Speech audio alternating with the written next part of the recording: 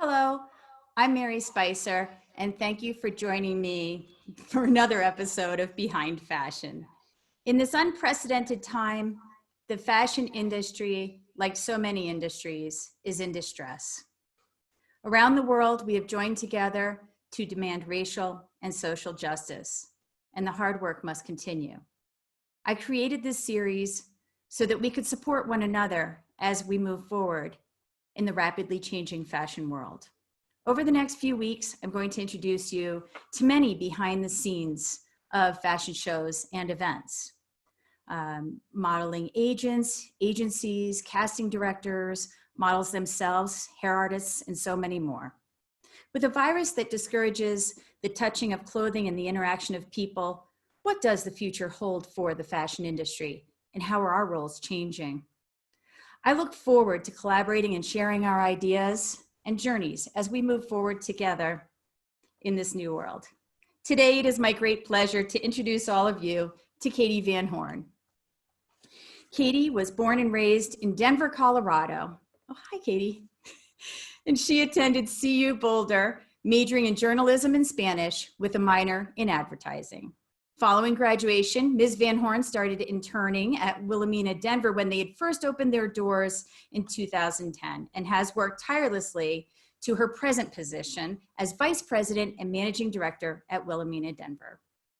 Wilhelmina, Denver is the largest full-service model, talent, and artist agency servicing the entire Rocky Mountain region. Katie Van Horne has managed models, actors, and artists for 10 years, both in Colorado and nationwide.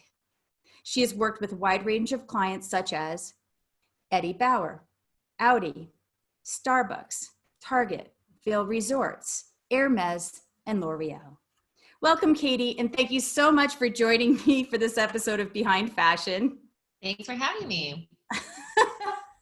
I'm really glad to see you. You know, you're in Denver. I was going to drop off a mug, and it's just a sign of the times that I was like, there's no email. I don't understand. I can't find anything. That's so odd. She always responds right to me.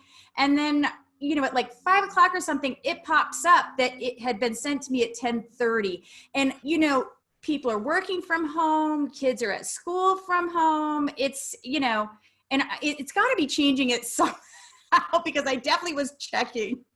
No worries. I have your mug right here.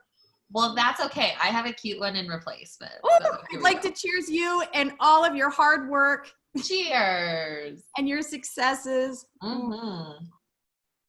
I mean, it is not easy. That's part of why I started this show. I mean, it just takes so much work. It's not, I like dresses, so I went into fashion kind of thing. But before we start talking all things fashion, there is a pandemic happening, and I want to check in with you and yours. How is your family doing? How have you managed during the pandemic? Everybody is healthy, everybody's safe, and everybody is, hanging in there mentally. So overall, I'm counting my blessings. Yeah, I'm like 10 seconds from sheet caking again. I think we all are, right? Every day is a new adventure. Now, as soon as you graduated CU Boulder, you started interning for Wilhelmina, and you've been there for 9-10 years? 10 years. Yeah, we just celebrated our 10-year anniversary in August. And I think that's such a good mentorship to tell people where you start. And I had Lori DeJong on last week, and she also started interning. And that's really important. Learn from the people who can mentor you. You can't just start from 0 to 1,000. Absolutely. Well, and especially, Wilhelmina, Denver, we're still kind of a small company. There's only 6 of us in the office, but when I started, there was 1. So yeah, it's great to obviously see how we've grown and expanded, but starting from the bottom is a great way to get there. Absolutely, because as you move forward, you need to know how all the pieces are working, how to communicate with people. It's not, you want to accommodate businesses and things like that, but sometimes you can't do a 20-minute turnaround for an email, but I digress on that. I'd like to get into the challenges of having a photo shoot during the pandemic, right? Businesses have to advertise. People have to advertise. We're under duress. And so, the money's going down. To get the reduced business, that is there, what are some of the challenges that you and your clients have experienced keeping the shoot safe from COVID spread while staying within financial means? Sure. So at the beginning, we kind of flatlined. We had nothing going on for a little bit right after COVID came about, just because people didn't know how to pivot and how to, kind of make their situation work. Obviously on set, you're interacting with people. People are close to each other. A lot of people can't do it on their own. We've got a lot of people who are jacks of all trade here in Colorado, which I think has really helped the industry. But being photographer, model, hair, makeup, all of those things, a lot of times people just couldn't do it. So we were very slow right at the beginning while people were kind of learning to transition. But since then we've seen a huge uptick in business. I think a lot of clients are kind of realizing that they maybe don't need quite as many people on set as they thought they did.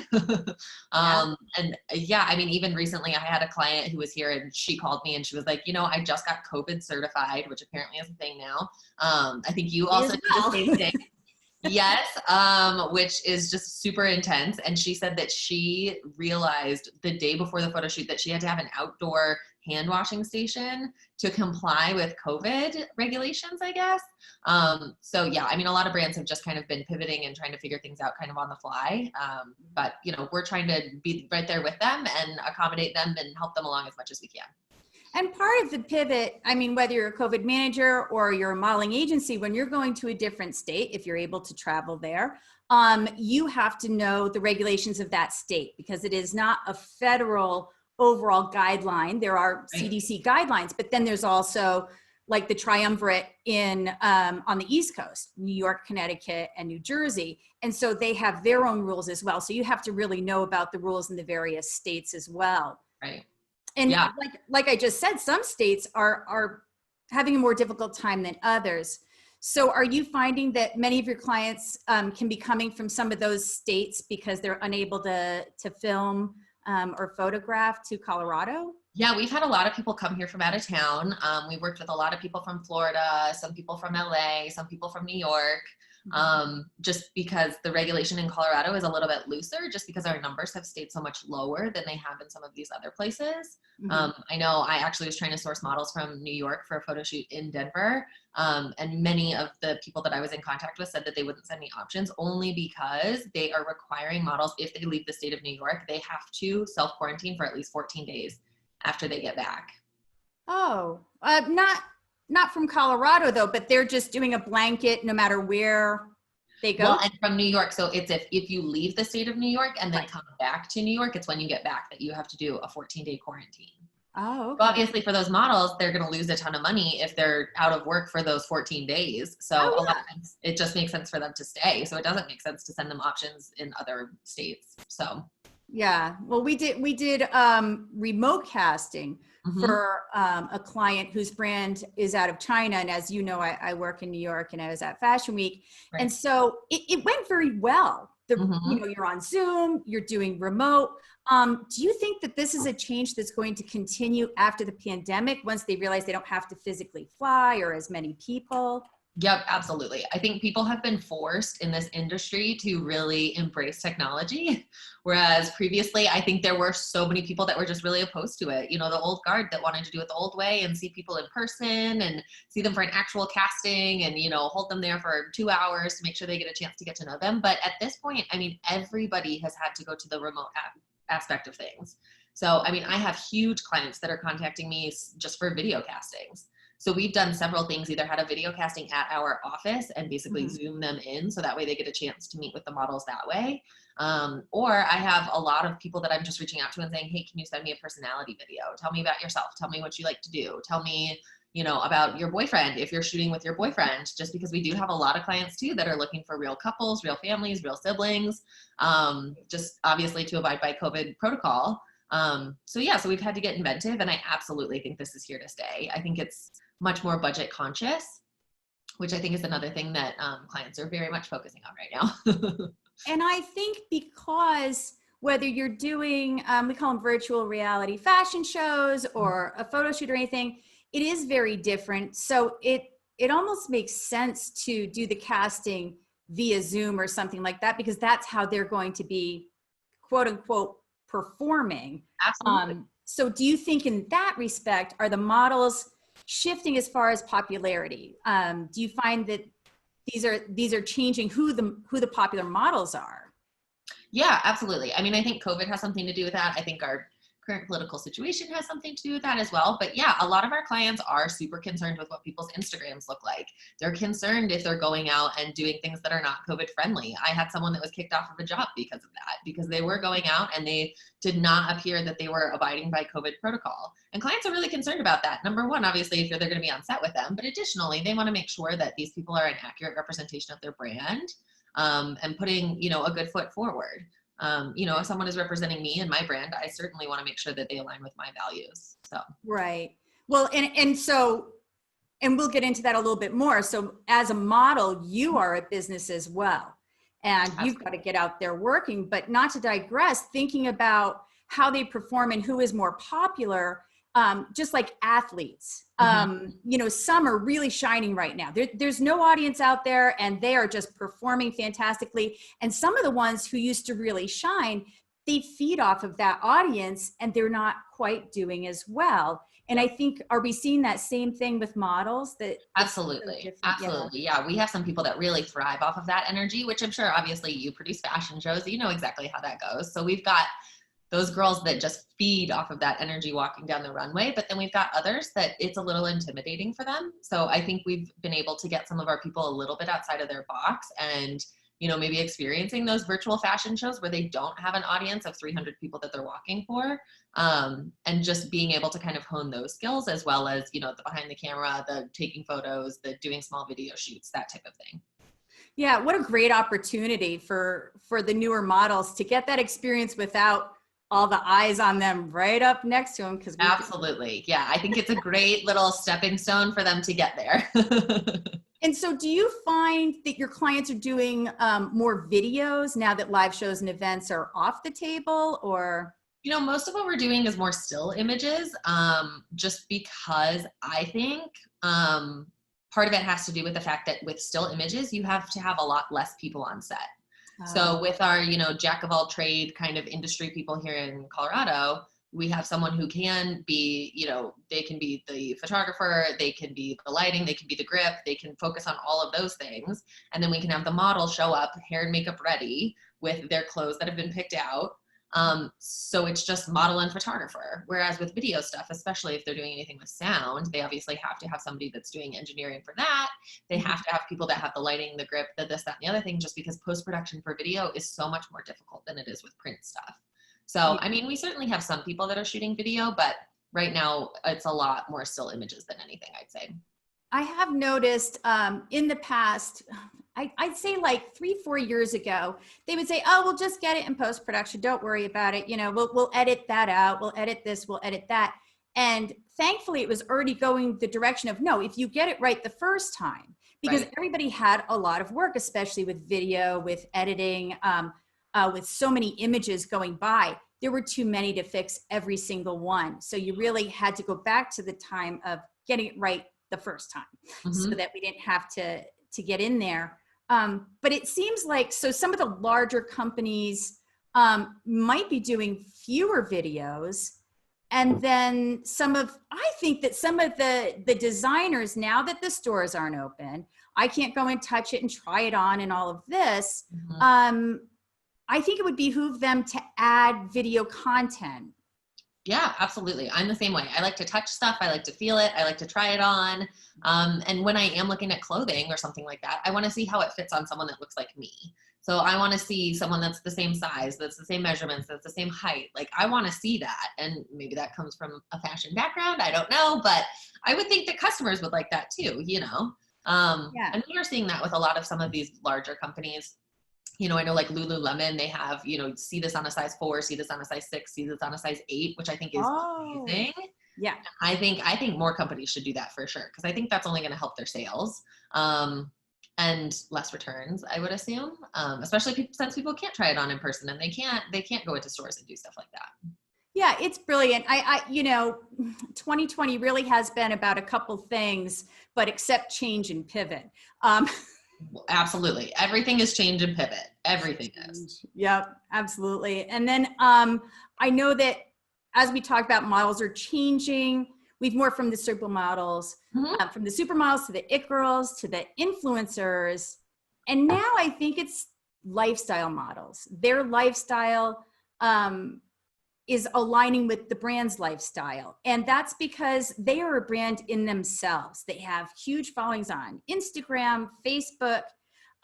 So why is the model's lifestyle coming into place so much now? Was it already heading that way? I think it was to some extent just because of the influencer industry that we're in right now. I think that has been very important for a lot of brands just because I think that consumers think that is a more authentic representation of who is actually purchasing the products and who is using the products, as opposed to hiring a model, paying them a day rate to wear your clothes. You are hiring an influencer who's going to go and use your product in everyday life. So I think that the industry was somewhat already moving that way. But even more so now, I think that it is so important for people to actually be an authentic representation of exactly what these brands are looking for. And I see that more and more. A lot of our clients are asking for those personality videos, not just to see their personality, but to also get a feel for what they like to do. Like some of the outerwear companies we work with ask, like, what's your favorite outdoor activity to do in Denver?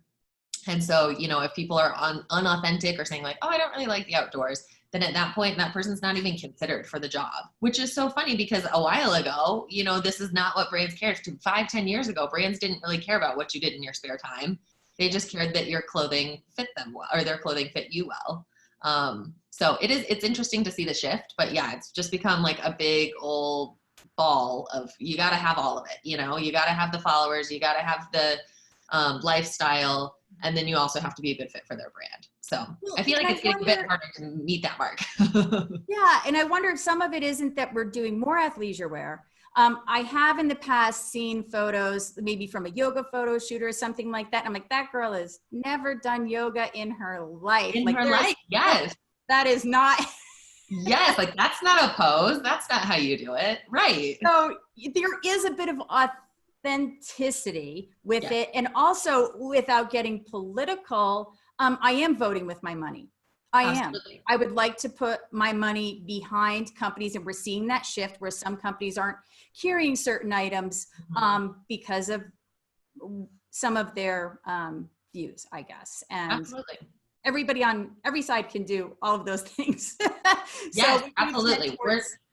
We're certainly seeing that. I think that the industry of, charitable giving is really important, and, the 1% for the planet and other things like that are really driving consumer purchase, which I think is great. I mean, I think it's about time, right?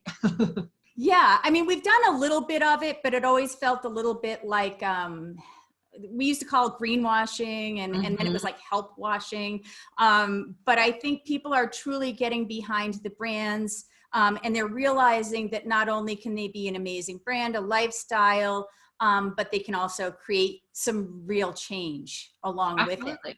Absolutely. So everything's multi-level. Yeah. I mean, I think the authenticity then comes from both levels. They want the authentic models. We want the authentic brands that are actually living what they promote, So I think consumers they're getting hip to all of that. So. And your agency, along with pivoting, you're wearing a lot of hats. You're doing more than you used to because Yes. more is required. Can you tell me about some of the things that you guys, Wilhelmina Denver, has put in place in response to those challenges? Sure. So with COVID, obviously, we are trying to cover all of our bases and just make sure that we are abiding by any and all regulation that comes through. Obviously, we're kind of the third party broker really between the talent and the client. So there's only so much that we can do. But we do make sure that everybody signs a COVID waiver before they go on set. We make sure that clients sign COVID waivers to make sure that they're abiding by COVID restrictions, asking, the 6-foot distance, the masks, the hand sanitizing, the hand washing stations, as we've discovered. And then also looking for people to actually be related, or like cohorts of people who have been quarantining together. That has been very common with our clients, which totally makes sense to me. And we were kind of at the forefront of that. That's something that we really started to ramp up back in March, whenever we knew that COVID was going to be a very large threat to this industry. So we have a great roster of real families, real couples, real siblings, So that way those people can interact a bit more authentically than you would be able to do if it was a complete stranger and you had to stay 6 feet apart from them. So yeah, I mean, we're trying to move with our clients any way that we can, and the same with the video castings and asking for videos on people. We have a lot of casting directors that are doing things completely virtually now. So yeah, we're just pivoting just like everybody else. But you're also, you also started, you added something new at your agency, a new, like if I'm looking for male or female models, I'm looking. Oh yes, we also added a non-binary tab on our website, which is great. Sorry, thank you for the prod on that. But I think that's super important too. I think that brands are becoming more aware of the fact that people aren't just male, female, aren't just black and white. People are a mixture of a lot of things. And so we are trying very much to dive into that. We're really building up our curve roster. We're focusing on all of those things. That's what consumers want to see. That's what clients want. And we want to be a reflection of that. And we want to be able to offer as much as we possibly can. We've got some people who are amputees. We've got some other people. We've got a Down syndrome roster. So we're really making sure that we've got anything and everything that our clients could want. And I tend to even propose that stuff to clients, even if they don't ask for it. So like I have, a running company that had reached out to me and I submitted 3 out of our 4 amputees for it, who are all amputees. They have 1 leg, but they are all runners. And I think that that's something that should be included in these types of brands, whether they think that they should include it too or not. So I take it upon myself to propose that type of thing to them so that way they can make sure that they're including everybody. But it's a realistic view. It is. They do run. Yes. They're runners. And honestly, one of the amputees that we represent, she's an Olympic runner. That's what she does. So I'm like, she's perfect for this project. If you guys pass her up, but I mean, I think that that's really important that these brands see that these people are out there, that they're available. And so they need to stop being narrow-minded in terms of what a runner looks like or what, a yogi looks like or what a consumer of coffee looks like. We got to make sure that we've got it all. It's true. There is there's an element of education as well, but you guys are staying on the forefront of it. That's why I love you so much. I see a lot of people on social media saying, I need a model for such and such day, and I'll give you $150 flat rate. And I go, what is your response to those who think that asking a model online is a good option? Why should they work with you guys instead? Yeah, so I mean, obviously with an agency, you get a certain sense of reliability. Somebody's going to be there. The model is going to be there. I'm holding somebody accountable, so they will absolutely be there. They're going to look like their photos. They're going to be the right measurements. They're going to show up prepared. They're going to be on time. Right. I know a lot of those things do not happen whenever you just hire someone on Instagram or Facebook who is unrepresented, just because if something comes up, they've got nothing really to lose in terms of nobody's holding them accountable if they don't show up or if they don't look like their photos or if they're not prepared. Whereas I'm certainly going to hold people accountable to show up. And if somebody doesn't show up, then I'll be the one that helps fill that void for you. I can't tell you how often people reach out to me and say, hey, I need a model today. My model backed out last minute. And of course, they didn't book the model through me. They booked the model through Facebook. So, we're here to help solve those problems, of course. But additionally, I think that we try to work with local companies just as much as we possibly can. We understand that people are struggling right now. We understand that people were struggling before COVID. We're happy to try to work with people for with the budgets that they do have. But of course, we need to make sure that models are fairly compensated. So it's kind of a balancing act between those two things. But I think, us being in the middle and kind of acting as the broker of that entire situation, I think everybody wins. The model wins because they feel safe. They feel protected on set. We do our due diligence to make sure that, again, people are going to follow the COVID standards that we're setting. But additionally that, we vetted the photographer. We made sure that they're not going anywhere where they're not going to have service or anywhere sketchy or anything like that. If anybody's under 18, we make sure that a parent is welcome on set. So we kind of just do all of that to make sure that the model is safe. And then also, of course, obviously benefiting the client, we make sure that whoever shows up. Right. And it's really important, I think, to support Wilhelmina Denver. But what do you say to those who are kind of undercutting the agencies? You're not the only agency, but Sure. When they're undercutting that and they're going straight to Facebook, what do you have to say to that? I mean, nobody wins when you do that. So I really just want to make sure that people do understand that we're here to help. We're trying to lift up the industry here as a whole. Please don't undercut us. We're going to do everything by the book. You know, and aside from that, there's something that you get out of paying for a professional model. You get that professionalism that you won't get off of someone from Instagram. You get someone who has done at least one professional photo shoot, who understands the concept of photo movement, who has done digitals with us, who has met with everybody at the agency, who has reviewed our contract and our policies and, you know, all of that type of stuff. So you certainly get what you pay for whenever you work with an agency. Right. And I have to say, you know, it lifts the professionalism of Denver for companies that are considering coming to do photo shoots, videos, movies, anything like that. We do have companies here, they're professional, and we need to support all of that and the movement forward, because then you can hire more models with more gigs, more Absolutely happening. Yes, But and I think that's so important, is to just have the entire industry as a whole lift each other up. Like, that's what we need to do in this time when everybody is struggling. So with that in mind, you know, we work with the smaller budgets. We have the models who have a little bit less experience, that maybe they need the experience to get on set. Like, we try to work with everyone that we possibly can just to support this industry, because at the end of the day, if this local boutique is trying to hire a model and they have a very limited budget, if they can't hire a model, they can't sell clothes, they end up going out of business. That's a long-term client that we just lost. And that's not great for the industry as a whole, obviously. You know, we need our local clients, we need our local boutiques, we need those types of people in order to just really ramp up the fashion industry here in Denver. so in thinking about all of that, model pay, I have to go there. Many are saying that the model pay has not gone up in the past 5 years. And obviously now we're negotiating even less. What is your take on that? I mean, I certainly, again, want to make sure that our models are fairly compensated, but at the same time, I think that the use of image has changed so much over the past 5 years. So it used to be 5 years ago that, you know, you're shooting for this company and your photo is going to be everywhere. It's going to be online. It's going to be on their website. It's going to be on paid digital ads, potentially on broadcast TV. It's going to be on billboards. It's going to be in print ads. At this point, a lot of clients are just shooting specifically for social media. And social media, yes, it lives forever, but think of how many ads you see when you log on to Facebook. Think of how many ads you see when you log on to Instagram. So even though people might be getting a more impressions, so more people see that photo, they see it for a lot less time, and consumers are not starting to associate that person with that product unless it's like a campaign of some sort. So to some extent, I understand why rates have not increased, just because brands are shooting more, they're advertising more, and they're using more people. So it's not quite like you're going to be associated with that brand in the same way that you would have been 5 years ago. So, right. I mean, it's a delicate balance. Of course, rates should go up, but at the same time, since brands are shooting so much more often, it's kind of, you know, I mean, we got to just take what we can get, kind of.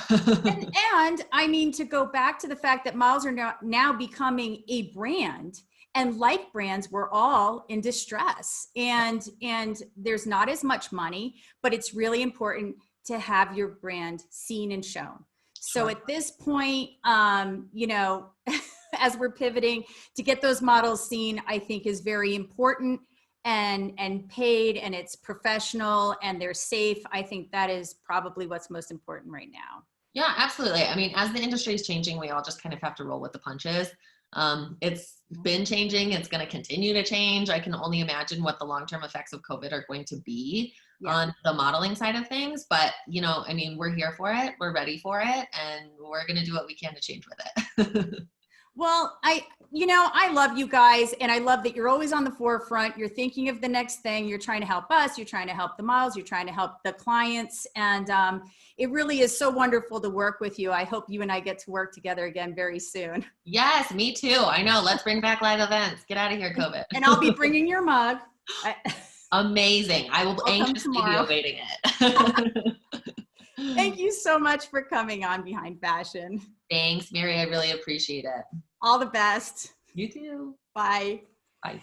And thank you all for attending this week's Behind Fashion series with guest Katie Van Horne, Vice President and Managing Director of Wilhelmina Denver. You can find Wilhelmina Denver on Facebook and Instagram. Both are Wilhelmina Denver. WILHELMINDENVER. And their website is www.wilhelminadenver.com. So don't miss another episode. Please subscribe to my YouTube channel, Behind Fashion with Mary Spicer. If you prefer podcasts, I am Behind Fashion is on Google, Apple, iHeart, Spotify, SoundCloud, and Stitch. And I'm taking next week off. I will update who is coming on next. Everybody's at London and Paris Fashion Weeks, just to give a little update of who might be coming in 2 weeks. So I will see you Wednesday, October 4th at 10 a.m. Mountain Time, noon on the East Coast, 9 a.m. on the West Coast, and 5 p.m. British Summer Time. All the best to you and yours.